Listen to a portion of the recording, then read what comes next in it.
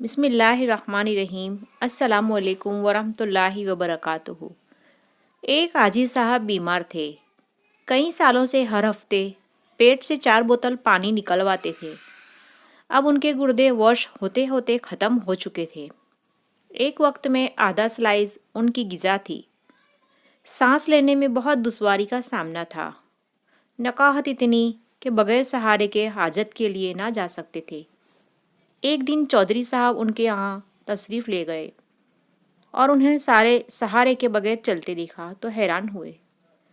انہوں نے دور سے ہاتھ ہلا کر چودھری صاحب کا استقبال کیا۔ چہل قدمی کرتے کرتے حاجی صاحب نے 10 چکر لان میں لگا دیے۔ پھر مسکرا کر ان کے سامنے بیٹھ گئے۔ ان کی گردن میں صحت مند لوگوں جیسا تناؤ تھا۔ چودھری صاحب نے ان سے پوچھا کہ یہ معجزہ کیسے ہوا؟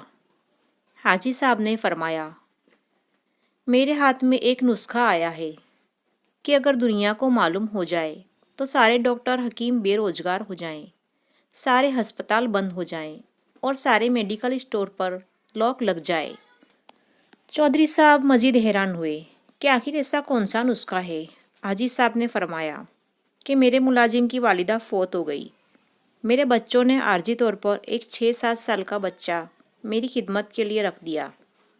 میں نے بچے سے پوچھا کہ آخر کس مجبوری کی بنا پر تمہیں اس عمر میں میری خدمت کرنی پڑی؟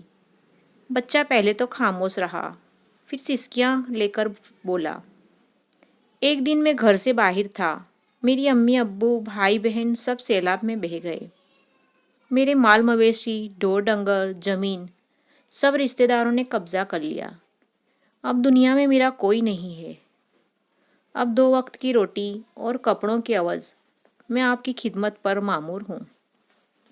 یہ سنتے ہی حاجی صاحب کا دل پچیس گیا اور اس سے پوچھا، بیٹا کیا تم پڑھو گے؟ اس نے ہاں میں سر ہلایا۔ حاجی صاحب نے مینیجر سے کہا، اس بچے کو شہر کے سب سے اچھے اسکول میں داخل کروا دو۔ بچے کا داخلہ ہونا تھا کہ اس کی دعاؤں نے ایسا اثر کیا کہ قدرت مہربان ہو گئی۔ میں نے 3 سالوں کے بعد پیٹ بھر کے کھانا کھایا۔ سارے گھر والوں اور ڈاکٹر حیران تھے۔ اگلے روز میں نے اس غریب بچے کو ہاسٹل میں داخلہ دلایا اور بغیر سہارے کے ٹوائلٹ میں چل کر گیا۔ میں نے مینیجر سے کہا کہ شہر سے ایسے 5 بچے اور ڈھونڈ کر لاؤ جن کا دنیا میں کوئی نہ ہو۔ انہیں بھی اسکول میں داخلہ کرا دیا گیا۔ اللہ تعالیٰ نے فضل کیا اور آج میں بغیر سہارے کے چل رہا ہوں۔ میں خوب سیر ہو کر کھا پی رہا ہوں اور کہے لگا رہا ہوں۔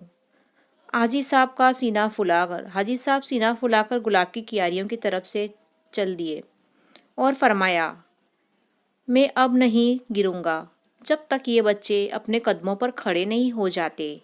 حاجی صاحب گلاب کی کیاریوں کے قریب رک گئے اور ایک عجیب فقرہ زبان پر لائے۔ قدرت یتیموں کو سایہ دینے والے درختوں کے سائے کو لمبا کر دیتی ہے۔